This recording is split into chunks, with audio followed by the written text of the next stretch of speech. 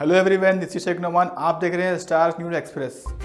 आदाब नाजरीन, आप तमाम का इस्तकबाल है स्टार न्यूज़ एक्सप्रेस में। उर्दू घर मुगलपुरा में तेलंगाना इलेक्ट्रोपैथी प्रैक्टिशनर्स एसोसिएशन की जानिब से 212वां इलेक्ट्रोपैथी डे मनाया गया, जिसमें एसोसिएशन के जनरल बॉडी मेंबर्स भी मौजूद थे। डॉक्टर आसिफ उमरी, doctor Mohammad Abdul Karim, doctor Mohammad Nadeem, doctor Ayesha और दीगर भी मौजूद थे।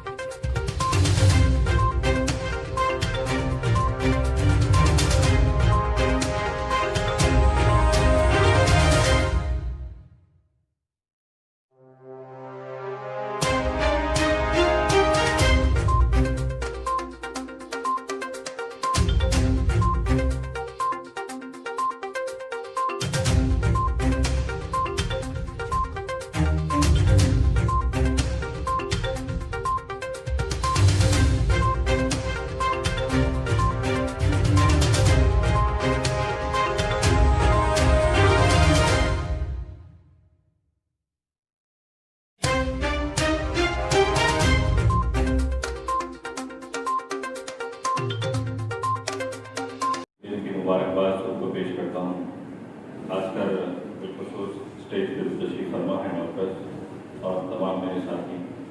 और ये जो एसोसिएशन जो है जो इस्टेब्लिशमेंट किया गया है, खासकर हमारे वकील साहब आसिफ उमरी साहब की सरपरस्ती में, मैं इनको भी खास मुबारकबाद पेश करता हूँ।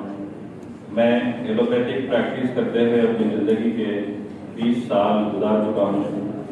जब मुझे ये अपॉर्चुनिटी मिली कि मैं BMS करूँ, मैं बिना सोचे समझे इसमें एडमिशन लिया और अल्हम्दुलिल्लाह सिलेबस को कंप्लीट करते हुए डे मनाया गया है उर्दू घर मुगलपुरे में। डॉक्टर कॉन सीजर मैटी जो फाउंडर है इलेक्ट्रोपैथी के, उनकी पैदाइश के मौके पर ये बनाया गया है। साथ ही साथ ये हमारी एसोसिएशन है तेलंगाना इलेक्ट्रोपैथी प्रैक्टिशनर एसोसिएशन, जो जितने भी तेलंगाना के इलेक्ट्रोपैथ डॉक्टर्स है या प्रैक्टिशनर्स है उनको क़ानूनी सपोर्ट प्रोवाइड करने के लिए उसका भी एक ऐलान ज़रूरी किया गया। और यहाँ से आज इस प्रोग्राम से एक तमाम इलेक्ट्रोपैथ प्रैक्टिशनर जो हमारी एसोसिएशन के मेंबर है, एक यहाँ से एक कसम और एक वादा उठाते हैं कि तेलंगाना में इलेक्ट्रोपैथी रिकग्नाइजेशन जल्द से जल्द करवाया जाएगा। और इंशाअल्लाह उसके लिए यहाँ से अभी से एक कोशिश का एक नई मुहिम का ऐलान किया जाता है। साथ ही साथ तेलंगाना में इलेक्ट्रोपैथी को रिकग्नाइजेशन करवाने के लिए जो कुछ भी ज़रूरी चीज़ें होगी, आप सभी EH डॉक्टर्स के लेकर के हम लोग जल्द से जल्द तेलंगाना गवर्नमेंट के हेल्थ सेक्रेटरी के पास पहुंचेंगे, उनको मेमोरेंडम देंगे और रिकग्नाइजेशन करवाएंगे। इसके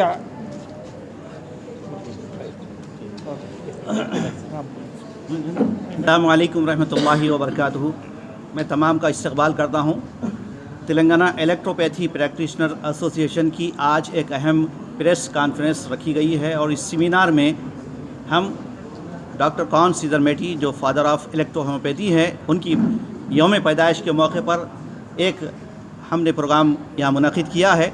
हमारे आज के इस सेमिनार का मकसद हमारी इस EH पैथी को कानूनी तौर पर लीगली मजबूत करवाना है, जिसके ताल्लुक़ से हमारे लीगल एडवाइज़र ने डिटेल बयान की है।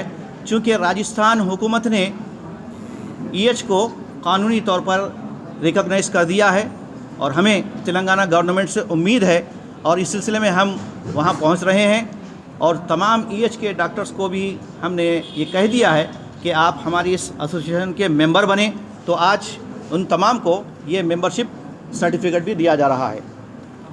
इसी तरह हमारी इस एसोसिएशन का बुनियादी हमारी मदद करें, हम आपके शुक्रगुजार रहेंगे। तेलंगाना सरकार से कुछ अपील करना चाह रहे हैं? अपील ये है कि इलेक्ट्रोपैथी को तेलंगाना में रिकग्नाइजेशन करवाने के लिए तेलंगाना गवर्नमेंट ज़रूरी इक़दाम उठाए, क्योंकि 2010 के अंदर ministry of health and family welfare government of India ने ऑलरेडी एक मेमोरेंडम जारी कर दिया है 2010। अभी तक 11 साल के करीब हो चुका है वो मेमोरेंडम, लेकिन अभी तक उस पर कार्रवाई नहीं हुई। उसी पे अगर कार्रवाई किसी एक स्टेट ने की है तो राजस्थान ने की है। राजस्थान में उस पर अमल करते हुए सन 2018 में इलेक्ट्रोपैथी रिकग्नाइजेशन बिल को पास कराया अपनी असेंबली में। वो वैसे ही उम्मीद हम तेलंगाना में भी तेलंगाना गवर्नमेंट से रख रहे हैं कि तेलंगाना गवर्नमेंट भी अपनी तेलंगाना स्टेट असेंबली के अंदर इलेक्ट्रोपैथी रिकग्नाइजेशन बिल को पास कराए। अभी तेलंगाना में रिकग्नाइज नहीं, लीगलाइज है, लीगलाइज है। तो अभी यहाँ पर आपको नहीं रोका कहीं कोई भी गवर्नमेंट डिपार्टमेंट से कभी भी रोका नहीं गया, लेकिन अननेसेसरी इंटरफेयर्स किया जा रहा। उसके लिए हमारी कोशिश ये है कि रिकग्नाइजेशन होना ज़रूरी है, और रिकग्नाइजेशन करवाना गवर्नमेंट के लिए लाजमी इसलिए है क्योंकि मिनिस्ट्री ऑफ हेल्थ और फैमिली वेलफेयर ने ऑलरेडी मेमोरेंडम दे दिया ना 2010 के अंदर। तो उसकी बुनियाद पर ये लोग रिकग्नाइज़ करें यहाँ पर उनको काम करके। हमको गवर्नमेंट तो काम का आदेश देने वाले हम कोई नहीं होते। जो सेंट्रल गवर्नमेंट थी उस दौर के अंदर उसने ऑलरेडी अब मेमोरेंडम जारी कर दिया। मेमोरेंडम का कॉपी हमारे पास है, हम वो लेकर के पहुँचेंगे हेल्थ सेक्रेटरी के पास।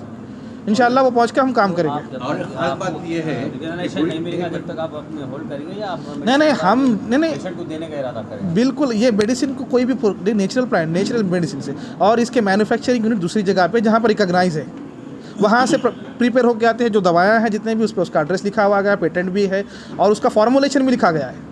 तो उसकी बुनियाद पे हमको कोई बेचने का नहीं तो हाँ बिल्कुल हाँ उसकी दवा का कोई साइड इफेक्ट नहीं है। 114 प्लांट नॉन पॉइजनस प्लांट्स के एक्सट्रैक्शन बेस्ड दवाएं हैं, और सिकंदराबाद कोर्ट का एक ऑर्डर भी है सेशन मजिस्ट्रेट का कि इलेक्ट्रोपैथी की प्रैक्टिस में या उसके मेडिसिन सिस्टम में कोई भी अथॉरिटी इंटरफेयर नहीं कर सकती। और एक खास बात ये है हाँ और जितने भी दवाएं हैं ISO GMP वगैरह सर्टिफाइड है।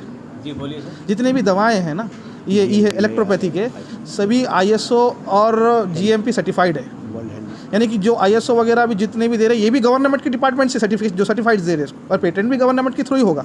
तो इसलिए गवर्नमेंट की किसी अथॉरिटी का ऑब्जेक्शन होने का सवाल पैदा नहीं हो सकता। मेडिसिन पे काउंटर पे हमारे उसकी मेडिसिन भी है, देख सकते हैं। मेडिसिन भी है, उसके ऊपर ISO का सर्टिफिकेशन नंबर रिकग्नाइजेशन तेलंगाना में होगा। जो मिनिस्ट्री जो मेमोरेंडम इशू की करी थी उसके ऊपर बस तेलंगाना गवर्नमेंट अमल करे, ये हमारी गवर्नमेंट से अपील है।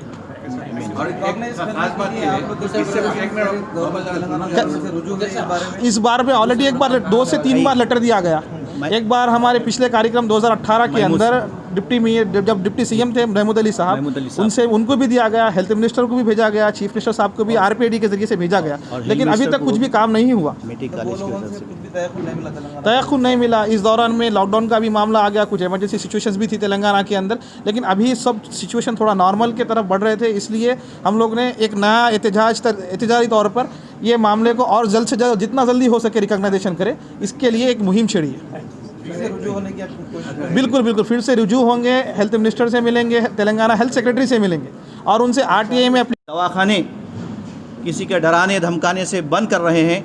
उनसे हमारी गुजारिश है कि घबराने की कोई ज़रूरत नहीं है, परेशान होने की कोई ज़रूरत नहीं है।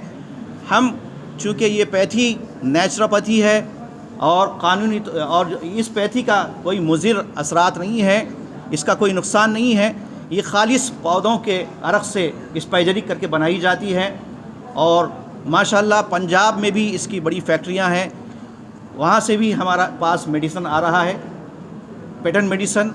तो हमारे पास मेडिसिन भी दस्तयाब है। लेकिन आज के इस प्रोग्राम में हम ये कहेंगे कि जितने यहाँ पर मीडिया के ज़िम्मेदारान मौजूद हैं उन तमाम से हमारी गुजारिश है कि हमारी इस आवाज़ को और हमारी इस पुकार को हुकूमत तक पहुँचाएँ और लोगों में इसके ताल्लुक़ से अवेयरनेस पैदा करें कि ये पैथी दरअसल एक नेचुरोपैथी है, कुदरती पौधों से बनाई जाती है, इससे किसी भी किस्म का कोई साइड इफ़ेक्ट नहीं है, मुकम्मल तौर पर ये राइट इफ़ेक्ट है। चूँकि दुनिया के बड़े बड़े ममालिक में इसको रिकग्नाइज भी किया गया है। आज से नहीं, 100 सालों से इस पैथी पर प्रैक्टिस हो रही है। डॉक्टर्स काम कर रहे हैं, अपने बड़े बड़े क्लिनिक और जो दवाखाने चला रहे हैं, उनको कोई परेशानी नहीं है।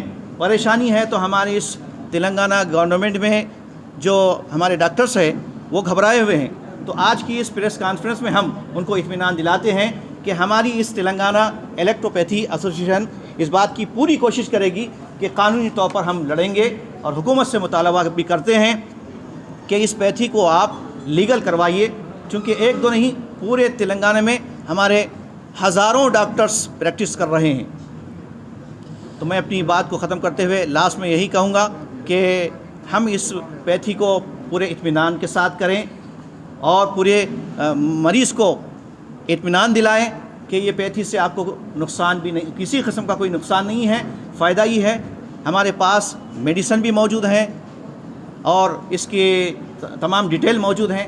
आप तमाम हमारे इस सेंटर पर आएँ और एसोसिएशन के ज़िम्मेदारों से मिलें, और लीगली तौर पर आपको कानूनी तौर पर कुछ भी जानकारी चाहिए तो हमारे लीगल एडवाइज़र यहाँ मौजूद हैं, उनसे भी आप रब्ता कर सकते हैं। अस्सलाम वालेकुम रहमतुल्लाहि व बरकातुहू। बात का कुछ है जो ये डॉक्टरों को कह रहे हैं कि ऐसा ना डरें, कि प्रैक्टिस करते रहें।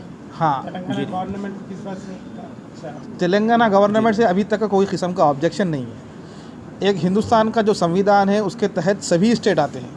जिस तरह से राजस्थान ने इलेक्ट्रोपैथी एसोसिएशन, मुख्तलिफ जो एसोसिएशंस बना करके राजस्थान में रिप्रेजेंटेशन दिया गया, उसकी बुनियाद पर राजस्थान ने जैसा रिकॉग्नाइज़ किया, वैसा हम भी चाहते हैं कि तेलंगाना गवर्नमेंट भी तेलंगाना में रिकॉग्नाइज़ करे।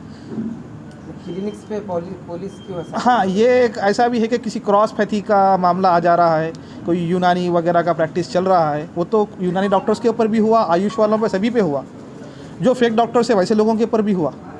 तो मतलब उस वजह से हमारे भी जो इलेक्ट्रोपैथ के प्रैक्टिशनर्स हैं उनके दिल में भी एक डर है कि जब यूनानी डॉक्टर्स को भी हरासा किया जा रहा है तो उनको तो बिल्कुल कर सकते हैं, चांसेस ज़्यादा है उनके करने के। तो इसलिए बोल के जैसे कि आजकल मार्केट में हर चीज़ कॉपीराइट है, क्या इसकी भी कॉपीराइट? बिल्कुल बिल्कुल, इसके जितने भी दवाएं हैं सभी को पेटेंट किया गया, और जितने भी उसके नाम्स वगैरह जो कुछ भी डॉक्यूमेंट है सभी पेटेंट है। दवाएं भी पेटेंट है, कॉपीराइट भी है, और कुछ EH दवाओं के ट्रेडमार्क्स भी है, ताकि कोई भी लीगल कॉम्प्लिकेशन ना आ सके। Thank you.